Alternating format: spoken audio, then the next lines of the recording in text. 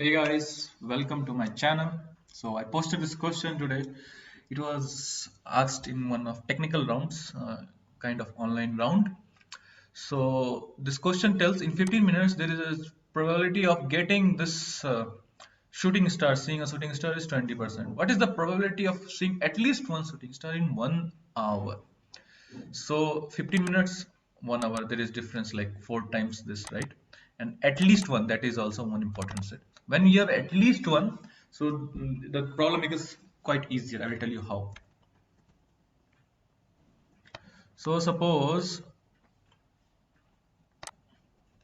so we know the probability of 1 is 0.2, probability of 0 is 0.8, right? Now the point is, suppose I can divide this in 4 blocks, like 15 minutes, right? 1, 2, 15 minutes, 15 minutes, 15 minutes, 15 minutes equal to 1 hour. Okay. So now the question is like, it can in any of the duration, if I see at least one star, okay, or two star, or suppose 2 is present here, or everywhere is 0 0 0, but here we have 1, that is also case. See, any number can be fulfilled here, like at least one in 1 hour is what our condition. Okay, so to that, find that, we can have an approach like we will find the probability where we will have one in this one.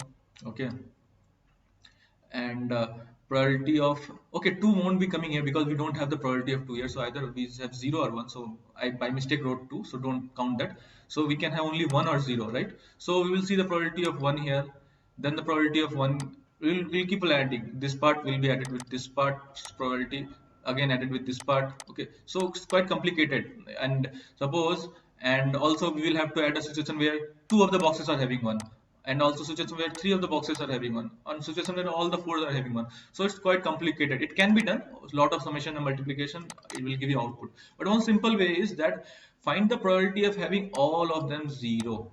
Okay, so what's the probability? It is uh, 0.8, right? 1 minus 0.2 is 0.8. So now we will multiply 0.8, 0.8 into 0.8 into 0.8 into 0.8.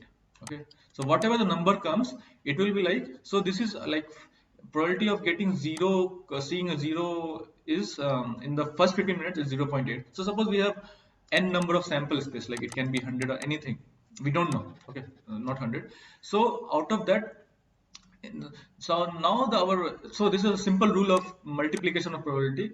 If you think about it, you'll understand there is no very big thing. So we had the sample space now in the got reduced in the first half. Again in the next half also we want no one, we want 0. So it will keep on multiplying, probability of 0 into 0. So these are dependent probabilities, right? So they get multiplied. So it's quite of intuitive rule. There is no theoretical proof of this. So if we want in dependent probabilities, so we need to multiply them, right? And one thing, it's not dependent. Obviously, these are independent. But if you see like all number of combinations, in that case, if you want conditional probability, I got the term wrong. Dependent. If there is a conditional probability, this, then this, then we need to multiply both of this probability. This is the rule. Okay. Now, if you come and see the value, then it will be something like. Let me see it. The value is this one, right? I am multiplying this g11 is this one with to the power 4. So now if you want at least one, so for at least one, what we will do, we'll just subtract this probability, 1 minus 0.409, whatever the number was, it is coming 0.5. Yeah, 0.5, this is the value we want. So yeah, that's it for today. Hope you like it. If you have any doubts, any comments, please feel free to comment, use the comment section.